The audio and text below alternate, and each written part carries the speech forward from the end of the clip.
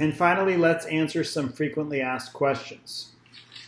Number one, what about a keto diet? So a lot of my patients have had luck with the keto diet. A lot of people have had luck with keto diet. Keto diet is where you basically remove carbs from your diet, eat mostly meat. Keto diet is proven to be one of the most effective short-term weight loss strategies known. But I haven't seen anybody who's been able to maintain it over the long term. And the biggest problem is maintenance over the long term. But that's not the only problem. So it's hard to eliminate grains completely. And in fact, it's not wise. Whole grains are health promoting and should be a part of your diet. The problem is that you're actually not getting the foods that are beneficial to overall health. You're probably not eating enough fruits and vegetables. You're not eating enough whole grains. You're not eating enough beans. You're potentially eating too much red meat. So while keto is helpful in the sense that it improves insulin resistance by reducing the foods that raise blood sugar, it goes too far in the direction of removing healthy foods like whole grains, beans, and fruits and vegetables, and it ignores the very hard evidence against red meat. So I don't recommend keto. Next question is, I don't want to deprive myself. So it's very easy to think of not eating sugar-sweetened foods as some form of deprivation, and that life is not worth living if you can't have those delicious foods, pizza and candy bars and ice cream. Well, over the last 100 years, our food supply has been adulterated by sugar. And in our 200 million years on this planet, there were not humans going around thinking, I feel deprived.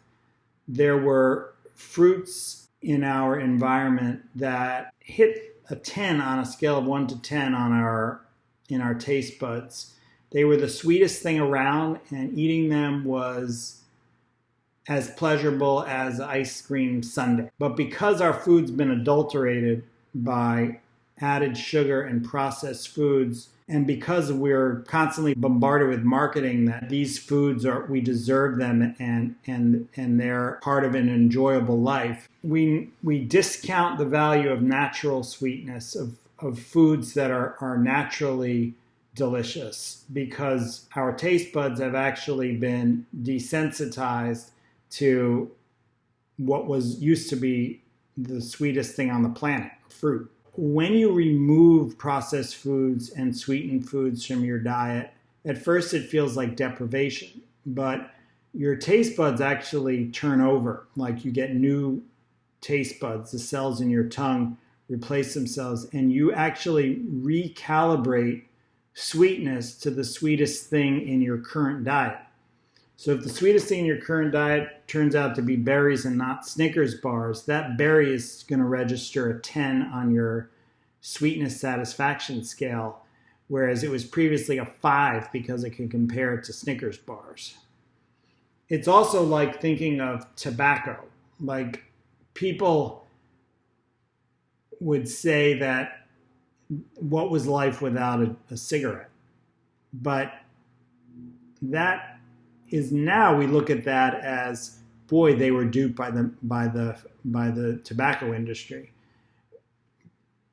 Tobacco pales in comparison when it comes to the health effect of obesity.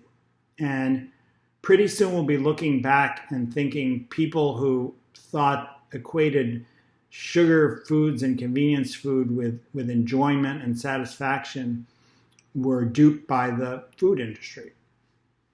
So I encourage you to switch completely from the unhealthy diet that pervades our culture, and you'll realize soon enough that it is in no way a form of deprivation. It is the opportunity to have an incredibly enjoyable life and diet.